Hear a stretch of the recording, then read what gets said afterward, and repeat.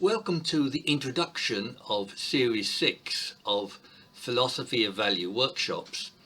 With the question that we'll be starting off trying to frame is, can a comprehensive question of human existence be coherently posed? There's a limit to what one can say in a presentation, so it might be better to read some of my writings for today, perhaps the introduction to my work, The Pursuit of Value. So I could start by saying that we have neither consensus nor assurance about human direction. The heroic age is over, religion is in a state of collapse, and ethics is fragmented and is in disarray. And science can explain the how of things, but not the why of meaning, purpose and value. And these aren't just idle claims, but positions that are widely held and strongly argued. So if I'm speaking to anyone, I'm speaking to someone who's asking questions about how can we comprehend human existence and what can we do with it. But these big questions of life are not often asked. When they are asked, they are usually answered in terms of redundant theories. So we must always consider the pertinence and the originality of the work in front of us. Moreover, questions of human existence are often dismissed as misguided or meaningless. For example, Wittgenstein held that with linguistic analysis, we can discover that such questions are really incoherent, that they must be dissolved rather than resolved, and that what we cannot speak about, we must pass over. And similarly, the aim of his philosophy was to show the fly the way out of the fly bottle. Yet Wittgenstein, like practically all Western philosophers, was deeply engaged in epistemological concerns. This amounts to a bias towards epistemology and cognition that sets my work further apart from those views. And those views seem to belittle not only big unformulated questions of life, but also ethics, meaning and purpose. My strategy, however, has been to ask the big questions, or question of life, in light of consciousness. And this project is facilitated by phenomenology, existentialism, and even postmodernism. Asking questions in terms of consciousness brings focus, but it also brings problems. Among the problems to be worked out are various presuppositions, obfuscation, definition and significance. The initial problem of defining consciousness is thought to be an impossible task in some circles. Yet, like John Searle, we can provisionally define consciousness as all mental states that we experience. And further understanding is possible with appropriate questions, methods and approaches. And against deniers of consciousness, like Richard Rorty and Daniel Dennett, I hold that consciousness exists. And because it exists, it must have properties that I believe are best described as structures. I myself hold an interactionist theory of mind and a structural account of consciousness as a process or relation.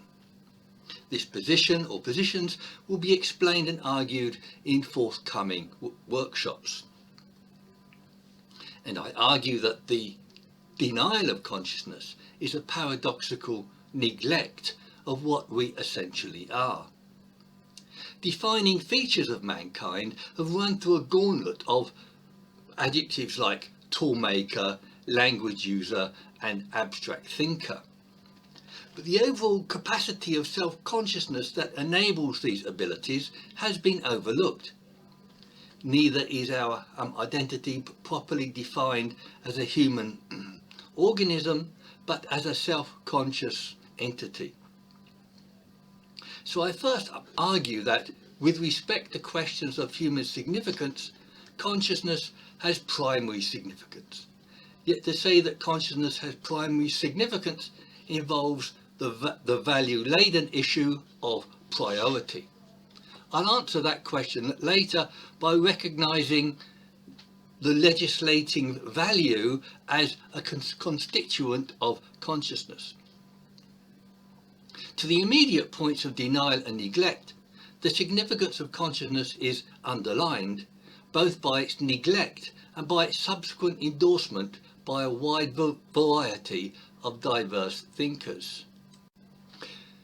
For example, nearly 400 years ago, John Locke used the term and first articulated individual existence in terms of consciousness.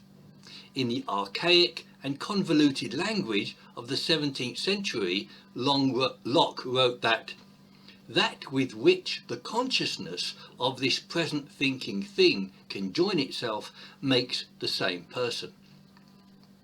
Other advocates of the significance of consciousness range from the Jungian M.L. von Franz to neuroscientist Sam Harris. Anthony Grayling states that the fact of consciousness is indisputable, its importance is supreme. And these thinkers insist on the centrality of consciousness as a cipher or nexus of experience. That is, everything of significance for us is eventually either an object or an aspect of our consciousness. More prosaically, consciousness is the only foundation for understanding the essentialia of human existence. For the moment, I can note 3 ways in which consciousness is such a foundation. 1, as the ground of and as a determinant of perception as discovered by Kant's Copernican revolution. 2, as the ground of morality, meaning and purpose in providing the preconditions of value. 3, as the precondition of will and choice, which must legislate and endorse one's choices. Yet there are also other issues here of self-knowledge, self-realization, and even of enlightenment. That is, the realization of oneself as a conscious entity is facilitated by our understanding of consciousness. We might then restate the cliché, become what you are, by realizing your subjectivity as consciousness. The significance of consciousness, however, goes beyond it being a basis for understanding human existence. Consciousness is significant because it has status as one of the fundamental modes of existence in the world. This is highlighted by Sartre's distinction between conscious being for itself and physical being in itself. Consciousness isn't just a contingent entity like a particular species of fauna or flora. It is both the essentialia of human existence and a fundamental aspect of the universe. But this isn't an endorsement of either panpsychism or a cosmic consciousness. Neither does this distinction commit us to dualism, which hangs on a particular conception of mind. We can alternatively envisage mind in relation to, rather than dualistically independent of, the world. Yet even this kind of significance of consciousness as human existence, or as a mode of being, isn't enough. The kind of significance that we ultimately need isn't due to the status of consciousness in the world, nor is it due to the significance of theories of consciousness in explaining human activity. It is due to the subjective significance that we can attribute to those elements as experiences in our lives. For that we must look to value as both the legislature of significance and as a constituent of consciousness. But before discussing that, we need to see how consciousness has been overlooked and neglected. The neglect of mind or consciousness is both anachronistic and unexpected, because we are conscious beings, and Descartes' "I think, therefore I am" is not only indicative of a certain uncertainty about our own consciousness, it also reveals how recently this kind of awareness of ourselves came into philosophical view. For example, Edmund Husserl said that Descartes opened the door of consciousness but didn't go in. Sartre and others find a disjunction between the I think and the I am. And Ricoeur describes the cogito as having a presumed certainty that can be deceived about itself. Heidegger denotes the entity which each of us is as Dasein, or being there, also describable as consciousness. Yet also for Heidegger, the question of being, that is, as human existence or Dasein, has been overlooked. This is because Dasein is an aspect of the totality of being, and for Heidegger, the question of being has been forgotten. Yet there are many other historical and more recent indications that consciousness has been neglected. Firstly, there is the undeveloped religious notions of soul and spirit that are illusory metaphors for consciousness. And secondly, psychology as an explicit study of mind is only a couple of 100 years old. And Thomas Natsoulis again tells us that the word consciousness only first appeared in print in 1681. And in his review of numerous studies, William Hardy found that, I quote, Aristotle, for better or worse, had no concept of consciousness, or not one corresponding closely to ours. There were many reasons why mind or consciousness has been overlooked in the ancient and in the modern world. We lack both concepts and a rich language of mind. And unlike physical objects, mind is transparent. I myself give structural reasons for the obscurity of consciousness. 3 of these structures are as follows. 1. There is a problem of the immersion of consciousness in its own transparent perceptions. 2. Regression is possible due to the graduation of mind in personal and evolutionary development. 3. And the non-referentiality is a form of attenuated cognition due to a lack of contrasting backgrounds. Now, I will explain these structures much more fully in a later workshop. Yet such a structural approach is part of a non-physicalist or phenomenological tradition.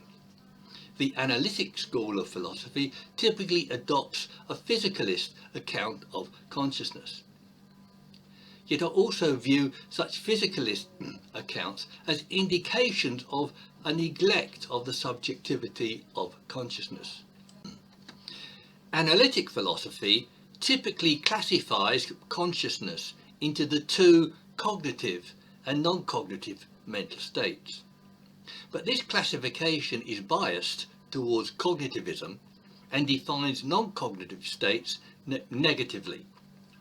So I supplement this classification using the 4 states of cognition, affect, will and value. The problem of human existence as consciousness can now be given greater specificity using these 4 states. My project is to work out solutions, primarily in terms of value, with reference to these 4 states. and this classification of four states enables me to argue for the priority of value over the other states. There is a whole host of possible human and ethical objectives that can be classified in this way in terms of value. These include freedom, duty, knowledge, responsibility, authenticity, the goodwill, and many others. Analytic philosophy seeks to explain activities like morals and motivation in terms of this cognitive, non-cognitive classification. Cognitive theories are said to be impotent and unable to motivate actions or morals. Non-cognitive theories are said to be blind and unable to guide action. But in this forum, I want to discuss solutions in terms of cognition, affect, will, and value. The debate over cognitive or non-cognitive explanations is long-standing and too extensive even to outline here. But I can repeat the cliché that cognitive reason is widely accepted as a means towards some end. Yet a better explanation of the satisfactions of belief, knowledge, or discovery can be found in terms of value. Theories and intentions generate great excitement and are promoted as solutions in themselves. But the satisfactions do not result from the character of these cognitions that are contingent. They result from the fact that the desired objective or value has been apprehended. And in my view, this demotes cognition from being the primary human objective. Yet cognition has much more complex functions than this, which we will need to discuss in due course. That is, cognition not only functions as reason, as means to an end, but has structural and supportive functions. And this relation functions in an ongoing dialectic between cognitive frameworks and value states. Like cognition, the significance of the will depends on its function and how it is used and qualified. The will or volition is a variable state, ranging from Nietzsche's will to power to Kant's goodwill. And as a further feature, the ingredient required to motivate action can also be described as the will. In these ways, a strong will or a good will can be an objective, but its status depends on how it is employed. Yet the will is a vehicle or an intermediary rather than a constitutive state or an objective in itself. And as such, the will also isn't a viable candidate as a primary human objective. Affect states are emotions and feelings like pleasure and happiness, as well as negative states like pain and disgust. Happiness is a prime example of an affect state as a classic human objective and an undeniable human good. It is endorsed by consensus, the American Constitution, and Aristotelian and even Kantian ethics. Happiness also figures in utilitarianism in its central principle of utility. And as social policy, maximum happiness for maximum number of people is difficult to dispute. But as a theory of ethics, it has serious inadequacies of quantification, justification, and motivation. The main limitation of happiness is its omission of experiences like meaning, purpose, and value.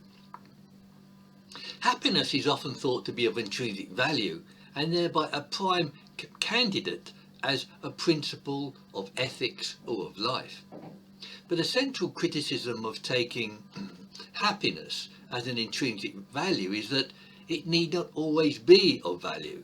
For example, I could regard happiness as encouraging weakness, as a misguided objective, or sinful, or examples like that. The point is that if happiness need not always be of value, it couldn't have intrinsic value. Yet my main criticism is that happiness is blind and doesn't entail value. It doesn't answer the why or how of life. It is, of course, very nice to be happy, but the character of reflective human consciousness requires more. Human consciousness seeks understanding, purpose and value that happiness doesn't provide. But anachronistically, Nietzsche proposed an aesthetic justification that involved sensual and affective experience. Yet Nietzsche never completed or fully explained his account of aesthetic justification.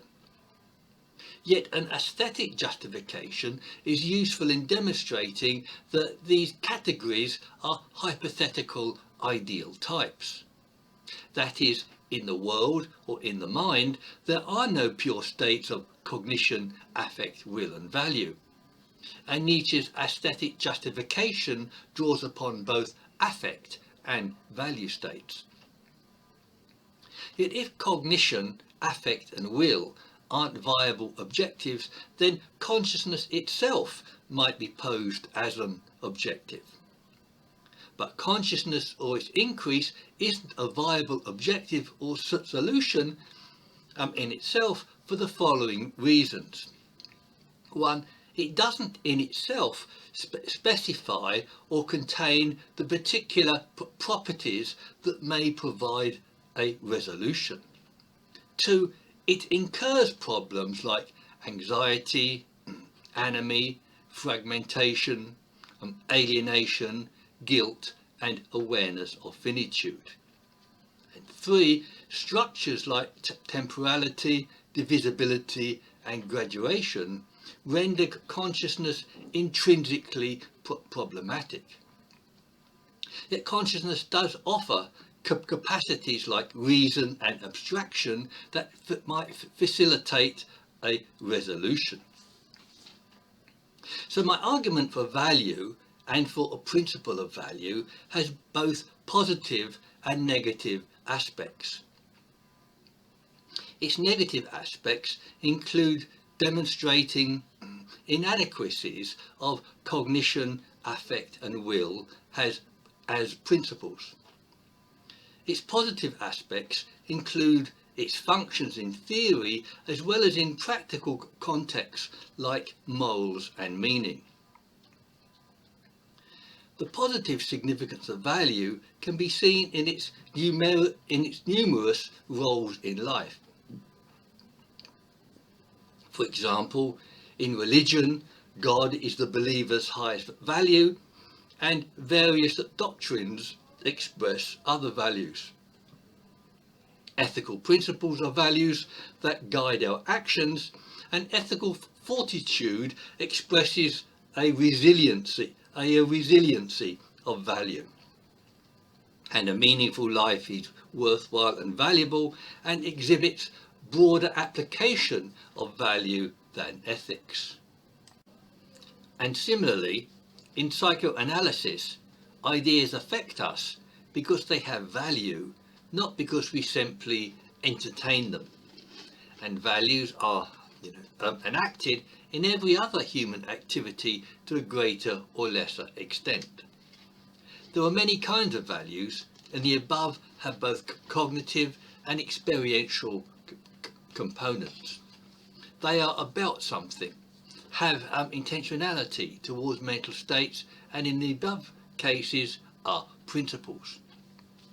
Yet not all values are principles, but most involve acts of selection and experiences of preference. And selection and preference exhibit the cognitive and experiential components of value. I'll refer to these definitions below, but I need to explain them further in due course.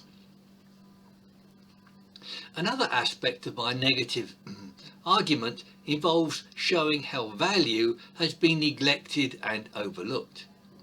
And this neglect increases the suspicion that something important has been overlooked. And what has been overlooked is a plethora of human experiences in terms of value. Given the significance of value in human life, the neglect of value is unexpected, yet is evident in the following ways. Charles G. Shaw wrote, "Value as a principle of ethics has been overlooked by both ancient and modern philosophy." Hume's discovery of distinguishing ought from a factual is was also hardly recognised in his day. And in the 19th century, science was regarded as objective and value-free, but now it's seen as value-laden. In the early 19th century, Auguste Comte advocated a positivist and value-free sociology as a form of social physics. Comte believed in progression from theology and metaphysics to a final stage of positive facts. This was the 19th century model of scientific knowledge as objective, neutral and value-free. This view was followed by Rudolf Carnap and the logical positivism of the Vienna Circle. And on this view, value judgments are senseless because they lack cognitive content. Yet the neglect of value can still be found in analytic philosophy, shown in its preference for cognitive explanations. And as above, this neglect increases the possibility that some vital element has been passed by. That is, value as both a constituent of consciousness and as a principle of morality, meaning and purpose in life. The significance of value is that it is a fundamental element of not only human life but also of consciousness. In order to show this, I take an argument from Sartre that, I quote, "the being of the self as consciousness is value," and that reflective consciousness cannot arise without at the same time disclosing values. So Sartre builds on the idea of contrast, choice and selection as constituents of both value and consciousness. He holds choice as not just but preference, but as a selection traced back to its ontological foundation, and that every choice supposes elimination and selection, thereby producing value. Sartre wants to trace selection to its ontological foundation, but he doesn't do this explicitly. But we can explain and extend the notions of choice and selection with a concept of contrast. Monotone is inimical to selection, choice, value, perception, and indeed to consciousness. These capacities need contrast like a black spot on a white board. We can then say that every perception entails contrast, selection and value. We look one way and make a selection and preference that produces an antithesis or negation. Selection entails preference and value. Elimination implies contrast as a precondition of value. Now these may be just nascent values, yet that is to be expected when explaining the origins of value. The point is that value is ubiquitous in every aspect of our mental lives, and that value and consciousness are coexistent. Yet a similar argument can be made for cognition as a fundamental aspect of consciousness. So the question arises, why give priority to value over cognition in a philosophy of life? It's because value is arguably paramount in theories of ethics, meaning and purpose. The primacy of value could be shown by reiterating the function of value in the why of life, in morality and purpose. But other arguments, such as the experiential content of value and its self-validation, can also be presented. Yet I can only re-emphasize here the experiential content of value as an essential aspect of a life objective. To establish priority of value over other states, we can't avoid constraints such as posed by Hume and More. Hume's law or principle is that a prescriptive moral ought can't be derived from a factual is. This was thought proven by More's naturalistic fallacy of identifying moral good with natural properties. This is even accepted by others like Sartre, in that ontology itself cannot formulate ethical precepts. This poses the problem that moral objectives like happiness, reason or character need not be binding or categorical. That is, a rational, sane and informed person can legitimately choose some other objective. But of course, this issue is subject to extensive debate that is difficult to resolve. Yet I propose a solution of this problem by making value itself a principle of purpose, ethics and life. That is, not by making value a mandatory principle, but an inescapable objective for conscious beings. With Sartre's help, I indicated earlier how value is inescapable as an aspect of consciousness. But this doesn't yet amount to a principle of purpose, ethics and life. To do this, I want to first argue for value as a descriptive principle before arguing for a prescriptive principle. I've already presented value as a descriptive principle in human activities as an aspect of consciousness. The prescriptive principle of value I want to introduce is the principle of the will to value. And to this end, I want to compare, or rather contrast, the principle of the will to value with Nietzsche's will to power. But we should first note that Nietzsche's will to power is over-inclusive and naturalistic. Heidegger rejects Nietzsche's will to power as overbearing, and he interprets it as the will to will. Yet Nietzsche also endorses a will to will in the idea of a free spirit that wills its own will. This indicates a compatibility of the will to power with the will to will, which can be interpreted as the will to value.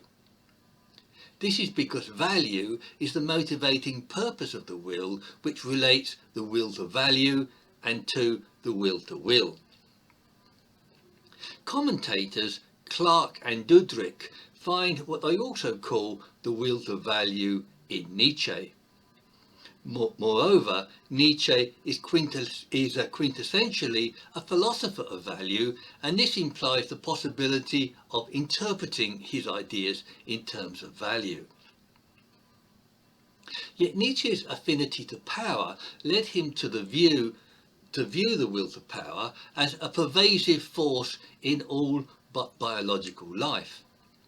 As a biological drive, the will to power is excluded as a moral principle by Hume's and More's arguments.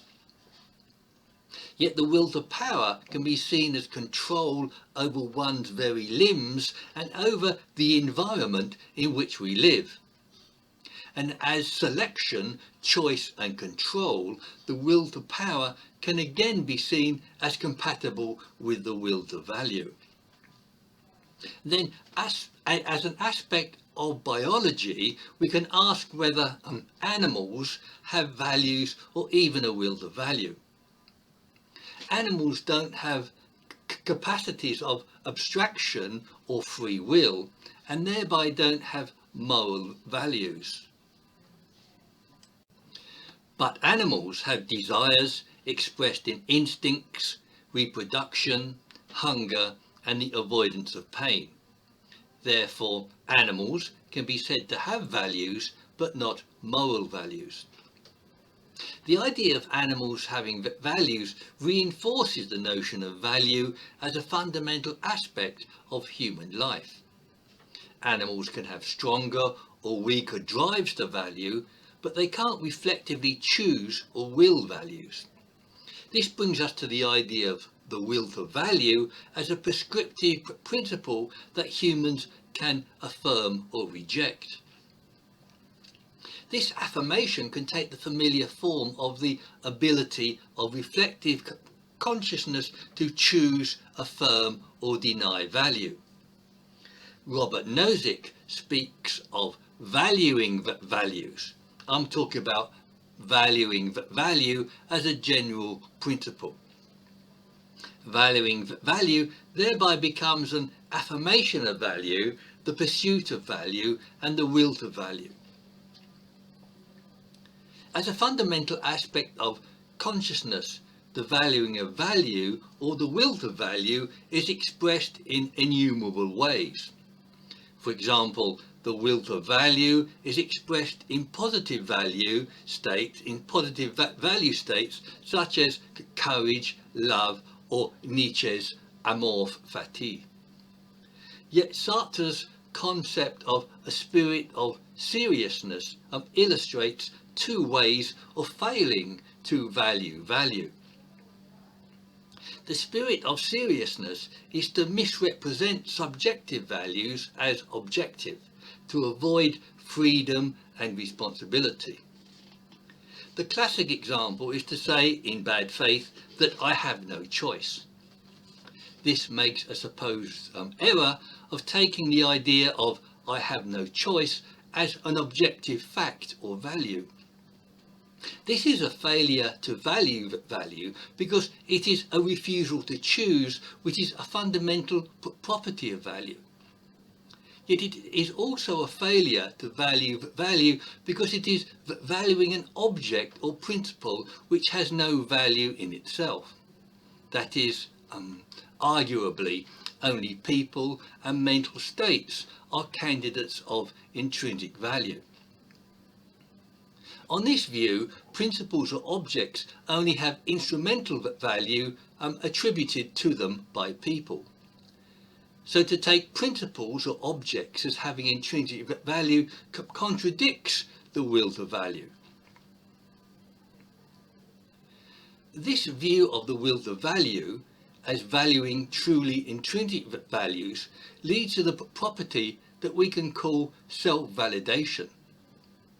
Self-validation is a way of justifying systems faced with problems such as posed by Hume and Moore.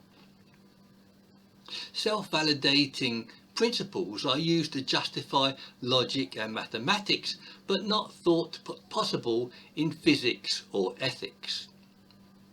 Logic is determined by the self-evident and self-validating truths of Aristotle's four basic principles of logic. David Hilbert described mathematics as avoidance of contradiction and is therefore a self-validating a priori. A self-validating system within the human sphere is Descartes' I think, therefore I am. But physics isn't self-validating because it's an a posteriori system of contingent observations. Now, mathematics and logic are self-validating, but they can't establish principles for systems of physics or ethics. But I propose that the will to value is self-validating because the alternative is contradictory and self-negating. And systems of value need a self-validating principle due to problems such as posed by Hume. I have just noted two reasons why not to value value is contradictory, self-negating and self-defeating. One, a failure to value value is found in a refusal to choose, which is a fundamental property of value. Two, valuing objects or principles as intrinsic values is regressive, contradictory and simply erroneous. Yet not to value value is also a negation of the principle of value that drives and culminates all conscious existence. But this presupposes the principle of the will to value that I have been arguing for implicitly in this paper. That is, the structures of consciousness and value constrain and direct our choices towards valuing. A related example of such constraint is Sartre's idea that we are condemned to choose and condemned to be free. But Martin Heidegger and Edmund Husserl offer an account of time that reveals the inescapability of value. Heidegger emphasized temporality and time as the horizon of being. Husserl spoke of the flow of consciousness and the flow of becoming, in which every experience has necessarily been preceded in time by experiences. That is, we find ourselves in a world of time or temporality, as well as diversity, divisibility, choice and selection. The diversity of the world demands selections and choices that produce value. Yet consciousness is also moving through time as well as through the diversity of space. And values must be continually produced to cope with the flow of existence.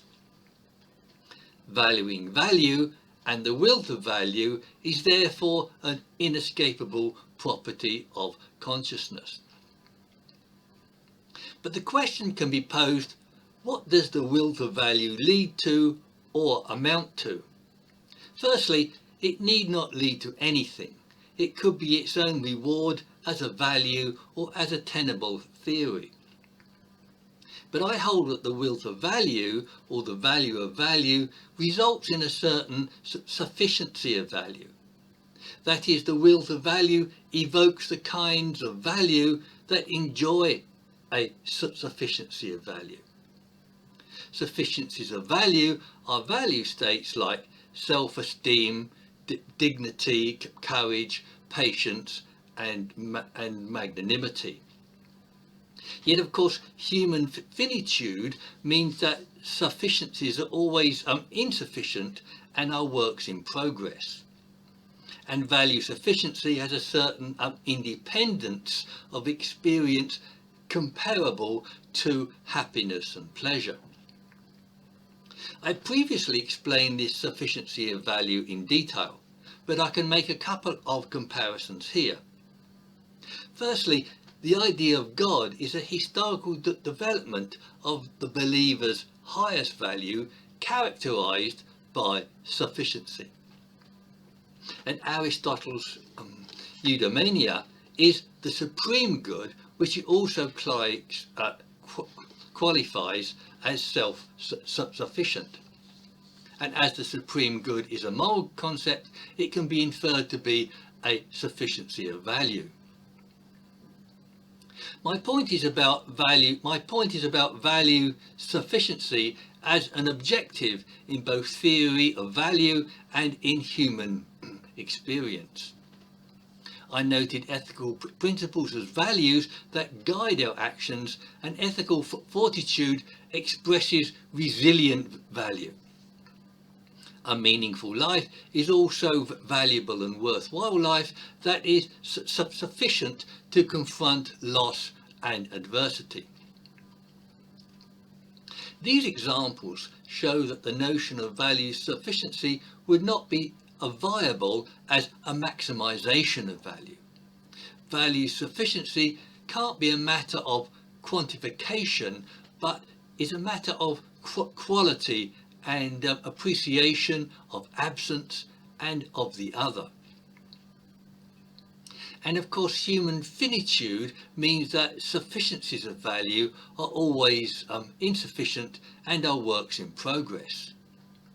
Human beings aren't absolute spirits with sufficient value able to confront every contingency. People need supportive ideas like religious belief, political ideals, personal support, and ideologies. And religion can be usefully cited as a paradigm example of a supporting cognitive framework. Belief in God, doctrine and church structures provide the cognitive support that experience requires.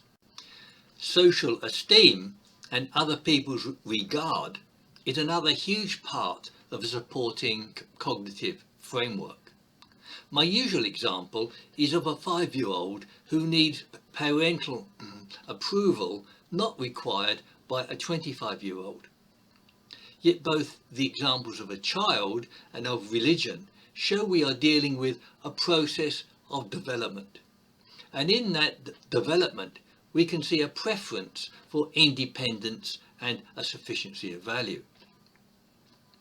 As noted here and elsewhere, values, human action and experience are entangled with supporting cognitive frameworks.